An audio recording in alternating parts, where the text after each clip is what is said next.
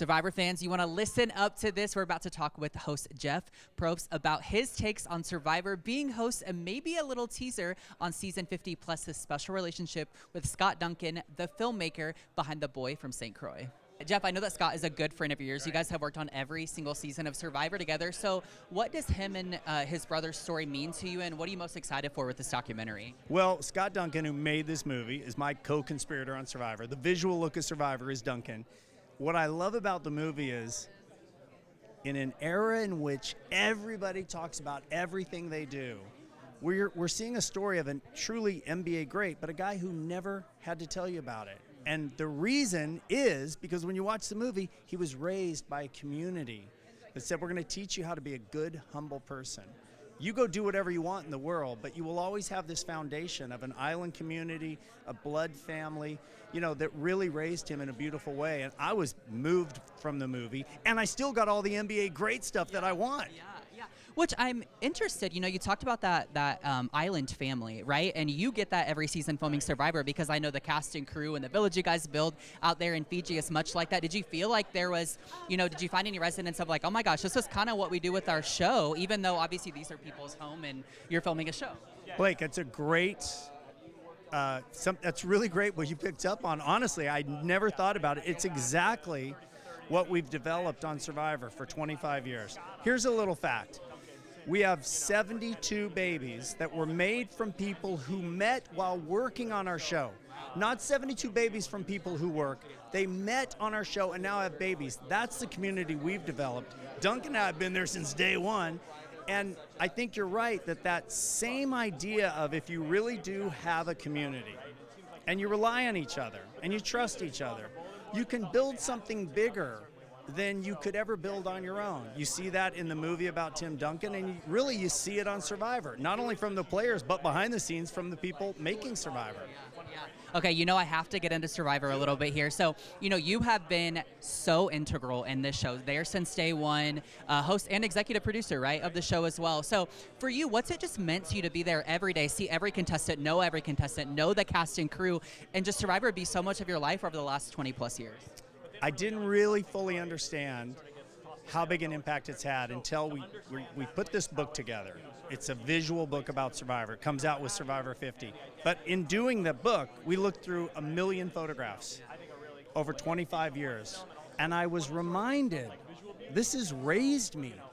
This show has not only just given me this creative outlet to tell the kinds of stories I want to tell, but it's also informed who I am. I work with a community that has 20 to 25 countries represented on our crew, so I learned from them, and it really has been a giant part of my life.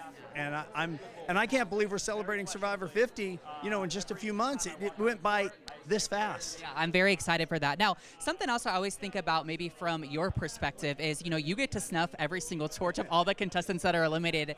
I'm curious, like, what's the kind of feeling for you in doing like this? The impact of that ever change based off maybe someone you were rooting for on your own, or maybe you felt vindicated if someone was kind of like, you were kind of like, I don't know if they were going to make it. Like, does the feeling of that ever change getting to snuff contestants' torches? It doesn't change. Here's what it is, and I say this before. Every time a group is at their first tribal, I say the same speech. I say, I know what it took to get here. I know what this means to you. And I know that you don't want to be voted out. But without somebody being voted out, what's the point? Without stakes. So just know, when I'm snuffing your torch, I'm feeling all those things I just said, but you're not going to see that from me because it's not my game. So I have a very healthy disconnect. I do appreciate the pain. I also know that's why you're out here. You wanted this journey, and it's yours. I'm just here to help guide you and stay out of the way. Yeah, you don't get to dictate how the game goes, I guess, right? So, okay, I don't know if you're brave enough to answer this, but who would you say is your Survivor kind of Mount Rushmore? I can answer that.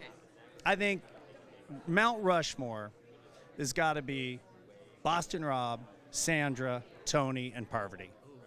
I think those four are undeniable, etched in stone. It's not that there can't be others, but if you're going to put me on the spot, I don't think anybody would disagree. Those four are absolute.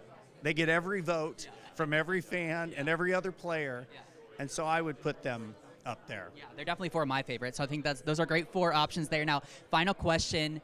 I've just got to ask, and you tell me what you're allowed to tell me, but anything you can tease about the historic 50th season. Well, okay, I'll connect 49 to 50. Tomorrow night we have a really fun episode, one of the best exits of a tribal council you've ever seen. But the next week, the tribes merge. And when they were all together, I said, I'm going to tell you something. We haven't shot Survivor 50, and we're not fully cast. And I'm telling you this because I want you to know you're not just players on the season before 50.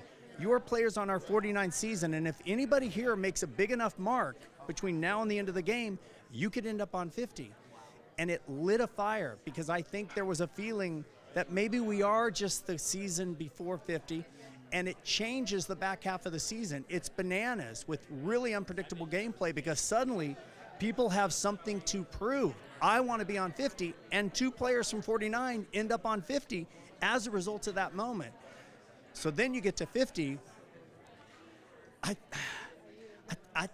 It might be the best season we've ever done. Wow. Okay. It's fantastic. Okay. That's all I want to say. People are going to complain. You didn't have my favorite player. You didn't have any of the Mount Rushmores. We had a whole design to what we were trying to do. Yeah. But I will say this. The players we selected showed up. Okay. And they played. And they wanted to make a great season. And we gave them a game design, thanks to the fans who voted, to let them play. Oh, my gosh. Well, I'm so excited for that. Jeff, thanks for your time. We Blake, appreciate it. Yeah.